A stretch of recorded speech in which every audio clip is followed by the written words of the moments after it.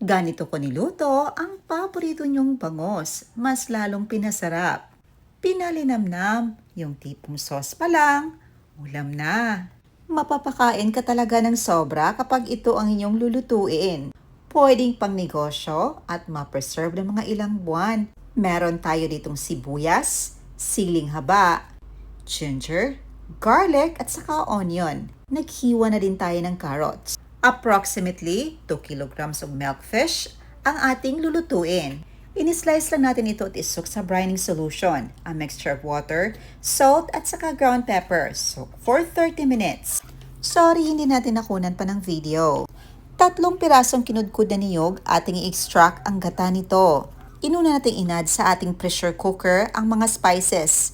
Ginger, onion, carrots, at saka garlic. I-add natin ang ating nahugasan ng mga isda pagkatapos nating ma-brine.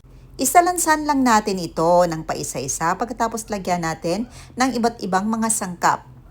Nag-add din tayo ng siling haba at natira pang mga spices sa ibabaw nito. Add achweti powder, 1 pack ang ating inad, ground pepper at ang ating gata.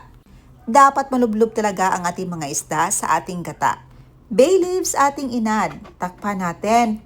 At iset natin ang flame sa high until na mag-whistle ito. Pagkatapos iset ang timer, 1 hour and 20 minutes. Pagkatapos ng 1 hour and 20 minutes, release the pressure before natin buksan. Or hayaan natin ito ng mga 30 minutes until mawala ang pressure sa loob nito. And after 30 minutes, ito na ang ating napakasarap, napakalinamnam, itsura pa lang nakakatakam na ginataang bangos.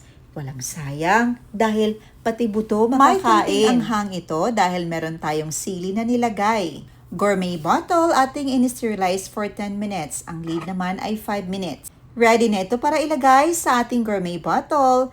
Takpan lang natin ito. At i-pressure can natin ito for about 30 minutes for longer shelf life. Nagpahid tayo ng white vinegar sa mouth ng ating bottle para sakto talaga ang pagka-preserve nito. Now, i-pressure can na natin. Ang tamang pag-pressure can is dapat nakalublob talaga ang ating gourmet bottle sa water para ma-fully lock ang lid nito at para ma-preserve ng pangmatagalan. But sa atin, since 3 lang naman ito, so okay na ang half na water.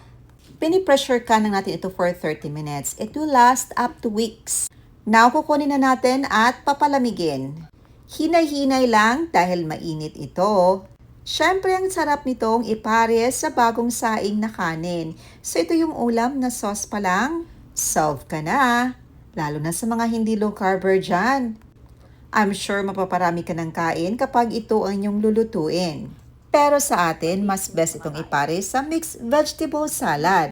Talaga namang napakasarap. Ay lang po, salamat sa panonood. See you in my next vlog. God bless you all and stay safe everyone. Bye!